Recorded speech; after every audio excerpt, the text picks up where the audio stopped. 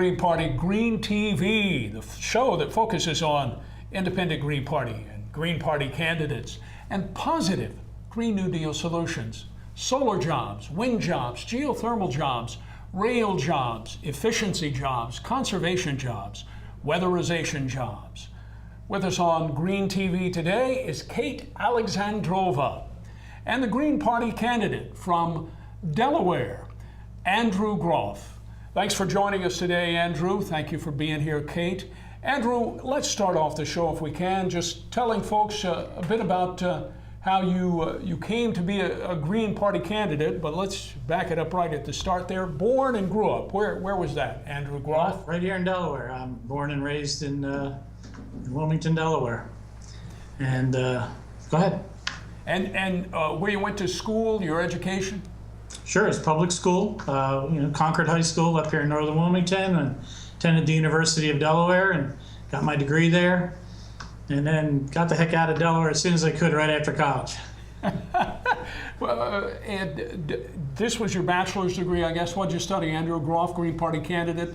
Well, I started out for a few years in chemical engineering and not liking that too much. I was elbow deep in some very nasty stuff in the research lab, so I switched over to economics and engineering. So I ended up with a general business degree with a whole heck of a lot of engineering credits. Now, Andrew, I've read in your bio that at some point you went into, you're a successful private businessman. Sort of bring us through that, how you went from college and got into business and were a success. Well, kind of an auspicious career path. I was hired by the Stradrite Corporation, and as I said, we moved up to New England right after college. And at that time, in the 80s, the IBM PCs were rolling out, and I was an analyst with Sperry Topsider. And then later, I worked for Nike up in Maine with the Cole Haan division, and I was very involved with factories and production and international trade. And Nike was kind enough to pay for an education for me in organization development and training in social psychology. So I've also have that under my belt as well. We came back to Delaware in '95, and my daughter was about 3-4 years old. We wanted her close to family, so we came on back, and I always said we had to move out of Maine to thaw out. So as beautiful as that state is, and I loved it there, and we have a Green Party up there that's just amazing. And I try to keep track of those folks as well as I can, but we're building a pretty powerful party here in Delaware as well. Green Party in Delaware. And let's shift to Andrew Groff, Delaware Green Party candidate for U.S. Senate on Green TV. Let's shift to the private side there now, Andrew. So you told us about your education and your early professional life. Your wife, you mentioned, and your daughter. Tell us a bit about your family, if you would, please. Well, my wife works for a doctor. She's an office manager and optometrist. And my daughter just graduated Berklee College of Music in Boston. And she's working downtown Boston right now. Kind of an interesting thing with her education. They didn't really have much in the way of dormitories there. So she went at the ripe old age of 18 right into an apartment. And part of the agreement was that we weren't going to deal with cars in Boston. As you know, Boston has a pretty decent public transportation system. So for the last 5 years, she's been carless and loving every minute of it working in the Boston area. So I'm not sure what much more you might want to know. But, that's excellent. Andrew, I want to bring in now Kate Alexandrova. Kate, you're up to bat. You know, I would really love to learn more about your political platform. And one of the burning issues nowadays, the pressing issues, very important ones, is definitely education. Sure. I know you are known for having a problem with so-called federal interference in education. So I would really love if you elaborated on this a little bit more. Well, I'm not sure if you're aware of what's going on in Delaware right now. We would love to learn. Well, in Delaware, we have a lot of objection for the teachers' unions for the core programs being forced on us out of Washington. The ACLU now has a suit against the state about charter schools and the lack of funding that's going to the public schools. So education is near and dear to my heart. My parents are public school teachers. I teach at the local community college in the computer department, as well as having my own computer consulting firm. So I'm right on the front lines with these kids who are going through, they're doing the right thing. A lot of inner city kids. I teach downtown Wilmington, and they're great kids, and they're doing the right thing. They're going up to their eyeballs in student debt, just trying to get their lives started. And there aren't a lot of jobs around here for them, and there should be. We have really great small business sectors in the state. Our governor, who's currently, well, Delaware's a blue state through and through, more like a blue dog state, ran on finding business for Delaware, and going through the depression we've been in here, has not been very successful in finding anything, even in the 20th century business-wise, to bring into the state, much less 21st century.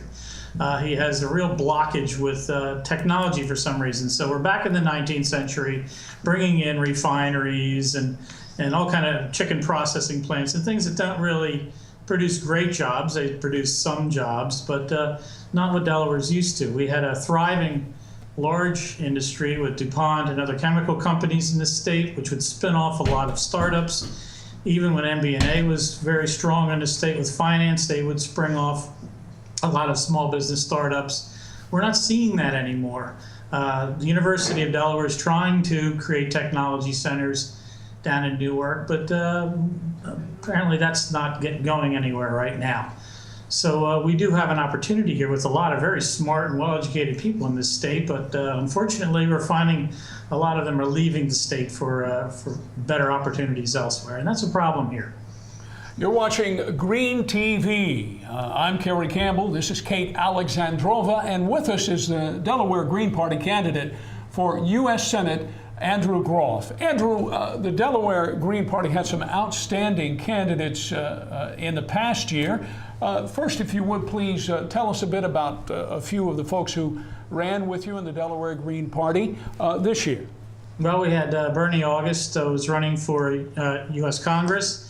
It's the second time around for him to run. He's running against Mr. Carey, who is showing his blue dog status these days and voting for the 1%. And as a matter of fact, all three of our representatives to U.S. Congress have been very kind of non-grassroots-ish. They're very 1% oriented. They take a lot of their money from banks. So Bernie August, the Delaware Green Party candidate for Congress. Yes. We've had Bernie August on Green TV. Yes. You had an exceptional Delaware Green Party candidate for Attorney General. Andrew Yes, Groff. Catherine, tell us a bit about Catherine, if you Yeah, would. Catherine Demavandi actually was with the Attorney General's office for 14 years and was probably the most qualified candidate to run for that position this year. There were candidates from Libertarian Party, from Independent Party of Delaware, as well as the D's and R's. So there were quite a few candidates, and she really shined in the few forums and debates and such we had around the state. And she had a fairly good showing. It is always problematic in Delaware to be anything but a Democrat to try to get elected. But we got a lot of press and a lot of radio and TV from her campaign. She's a very articulate woman, extremely talented, and Delaware really missed a great opportunity to have a terrific Attorney General with her. They went party lines and put Matt Dent in, who's the current Lieutenant Governor. And some of the other Delaware, I beg your pardon, Andrew, some of the other Delaware Green Party candidates who you'd like to mention, your opportunity. David Chandler is our resident mathematician, PhD in mathematics from MIT, and he ran for state treasurer. And one of his best quotes out there from the campaign trail is that finance isn't rocket science. I guess he would know. So we've had we had a terrific slate of candidates. We had David McCorkadale in one of our local races. We're getting a lot of interest from young people now, thinking that they would like to run in their local congressional and senatorial races throughout the state. So the Green Party had about a 50 to almost 100% in some areas improvement in voter statistics. About 100% more voters voted for us. Statewide overall, we doubled our presence in the election pool. We're going to keep on on the ballots, and we're going to just keep getting our word out. And we're growing. We're looking to see things really go in the right direction here, and we have a lot of good activists and some very talented people working with the Green Party here in Delaware. It's a struggle. You did mention the growth before, and you said that you are building a powerful Green Party over there in Delaware. Yes. What are you guys doing in between elections? What are your it's projects, planning, your and actually positive green solutions that you are implementing in the everyday life in your state? We have a major challenge right now, particularly in the Delaware Bay Area. The state is in the process of trying to put in new ports, putting in natural gas liquefaction, possibly facilities.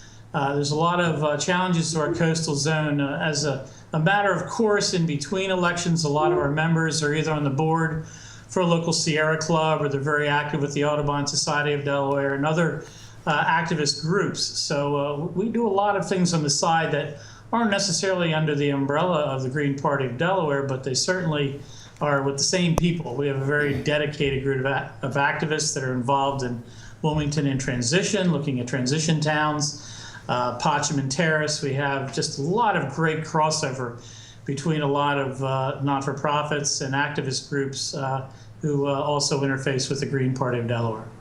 Andrew Groff on Green TV. I'm Carey Campbell with Kate Alexandrova. Thanks for watching today. Looking ahead now, Andrew Groff for the Green Party in 2015. Some candidates that you're excited about?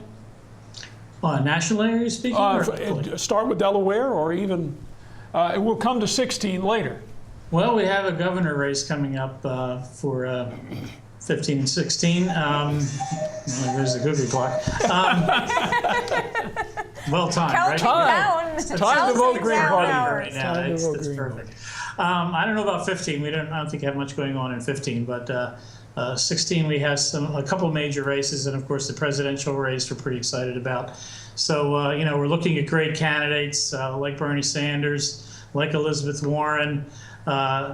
Jill Stein hopefully will throw her hat back in the ring. We've got a lot of good progressive folks out there who seem to be lining up very well on the issues that are near and dear to our hearts. So we're kind of watching and seeing what's happening, and depending on how things kind of lay out, with the slate of candidates, we'll kind of start to indicate where we should go in terms of backing whoever we're going to back, and start getting a lot more people registered as Greens and pushing this party ahead into the future.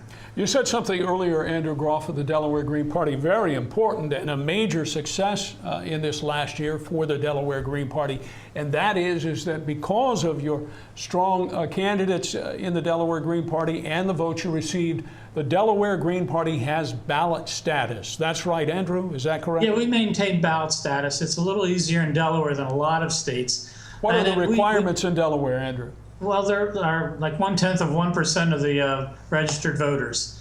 So we need to effectively have 600 people registered as Greens in order to make ballot status. So the bar is not too high. There are some threats and legislation to change that. We haven't seen anything serious yet, but our legislature doesn't start sitting until January, so we have to watch that carefully. We also keep close touch with other third parties in the state. Libertarians, family parties, worker parties, etc., to make sure that if we do get those threats that we react to them very quickly. But we've been able to maintain our ballot access, and we intend to have a Green Party membership drives so that we can surpass that threshold by a much larger margin, so we don't have these issues in the future. But our Green Party presidential candidate is almost always on the ballot, and we have no trouble fielding candidates. Are there any incentives for joining the Green Party in Delaware? Yeah, we'll give you a free Tootsie Pop with every... Oh, that is nice. Yeah. That is nice. Andrew Groff, you shifted just a few moments ago to talking about 2016 Green Party presidential politics and who might be the Green Party nominee. You mentioned Dr. Jill Stein, who was the very successful Green Party presidential nominee in 2012. A medical doctor, and the possibility that independent U.S. Senator Bernie Sanders might run as a Green Party candidate. I know that some here in Virginia have advocated for the former independent mayor of New York, Mike Bloomberg, who of course has lots of resources. I want to specifically ask you about Bernie Sanders now. Sure. There has for a while been a draft Bernie Sanders as a Green Party nominee website out there. What are your thoughts on Bernie Sanders as a Green Party presidential nominee in 2016?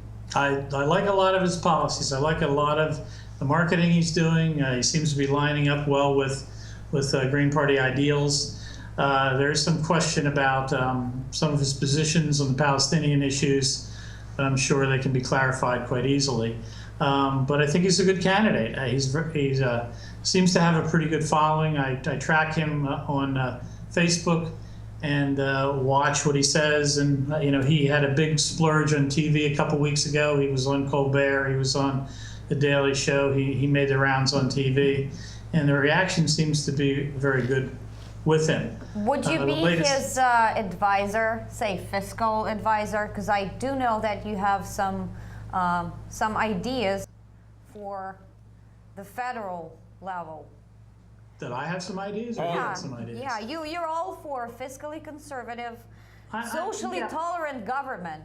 So Well, let's I talk think a little first bit we've about got to that. get the money in the right place. I don't think we need to really cut anything or necessarily raise taxes. I think there's plenty of money, and it's all being addressed with our military industrial complex. I think when we're 17 orders of magnitude ahead of the rest of the world in our military defense, I begin to wonder what the point is to that. I think there's other alternate uses for at least some of that money, and having almost 1,000 military bases worldwide seems excessive. I've traveled this world. I've been all over the world, and I really don't see the reason for that other than an indirect way to try to bolster the economy. The problem with our economy right now is the money is going to the least efficient sources, all the incentives to the Fed to prop up our banks, through our military expenditures to prop up the military industrial complex, incentives for oil companies who, well, they're getting a good deal on things right now. They're probably pretty tight, but I think we have allocation issues. And I think we can see the games that are being played in Washington today with just the extension of the budget and the vote that took place and all the things that were snuck in there now. All right, let's take it from federal to global. What do you think about global warming? Well, I think we have global climate change. I hesitate to call it warming because it affects different areas of the world very differently, and we are seeing evidence that in fact is happening, that there is a human impact. I think two things. One, it's good for business to change technologies. Anytime we've had a major shift in technology, employment has gone up, welfare of even the poorest citizens has gone up. Look at the tech boom in the 90s. Look at the electrical boom in the 20s. It's just managing that. We have a worldwide recession, depression really, if you want to classify it correctly, going on right now. So worldwide is a financial mess. The central banks are misguided in what they're doing. And certainly there's a lot of fear in the national governments about this whole thing melting down. We're in every bit of as bad of a situation as we were in 2008 and 2009 right now. And there doesn't seem to be the will to address that directly or to do anything new about that. A lot of the Dodd-Frank financial regulations were just undermined with the latest vote on the budget, among plenty of other things that are just ignoring the realities out there in the global finance. You're watching Green TV with Kate Alexandrova, and I'm Carey Campbell, and on with us today is the Green Party candidate for U.S. Senate from Delaware, Andrew Groff. Andrew, I want to take it back. I thought Kate Alexandrova opened up a very important topic, and as an accountant and an Air Force veteran, a topic very near and dear to my heart, and that is the federal budget. And it should be near and dear to every Green Party member's heart, as well as every taxpayer.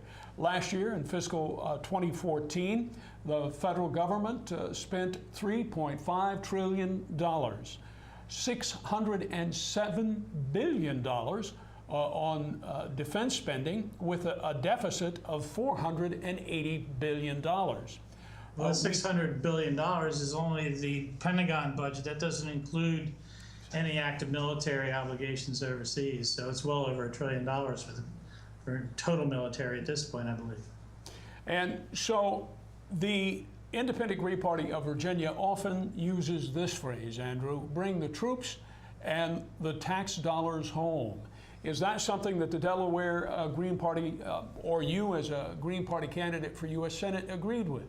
Absolutely, absolutely. I think our excursions into the Middle East, our saber rattling with Russia and China, are just silly. I've been to these countries. I've been all around this world. The everyday person, it gets back to the Pareto principle. 80% of the world's population wants to have nothing to do with war and doesn't feel it's necessary. It's a small group of people who want to perpetuate this constant state of violence throughout the world. And certainly it's a drag on the resources of the world and creating a more equitable and prosperous world. And it just benefits the few. We can see it every day in the statistics coming out.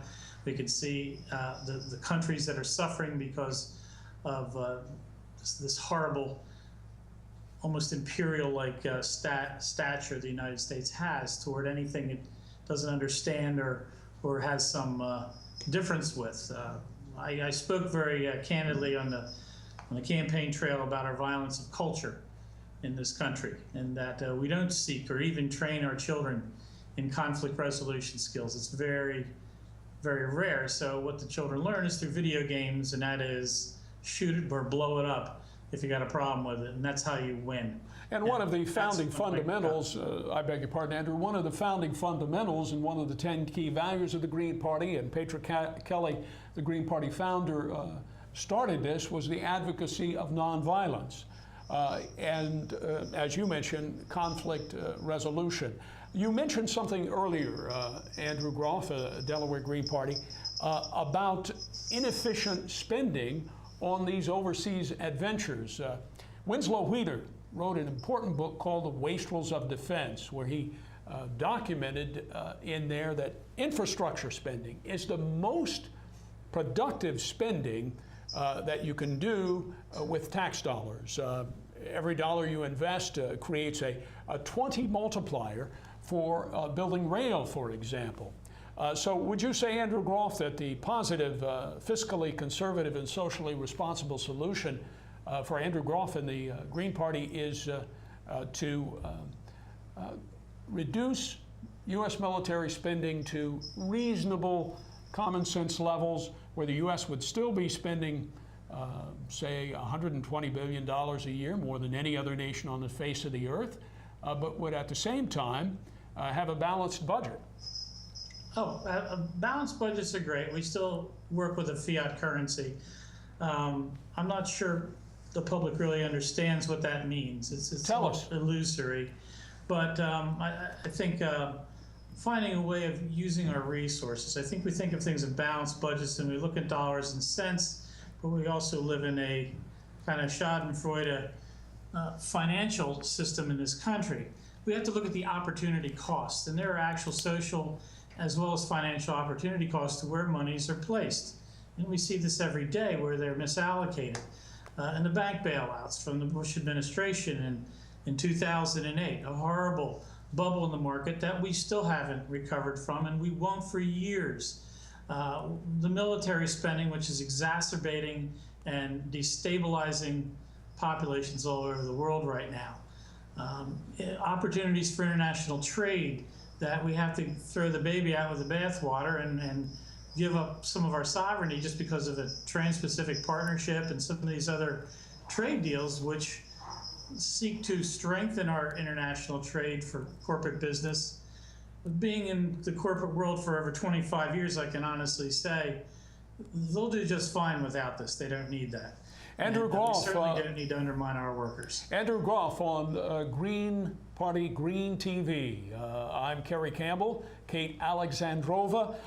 We're down to just about a minute and a half now on Green TV. Andrew Groff, you have covered many topics. Let's run through some quick positive Green Party solutions. The Independent Green Party of Virginia advocates for high-speed rail, trains as fast as planes, that would save American lives and grow jobs. Is this a policy that the Delaware Green Party has also supported?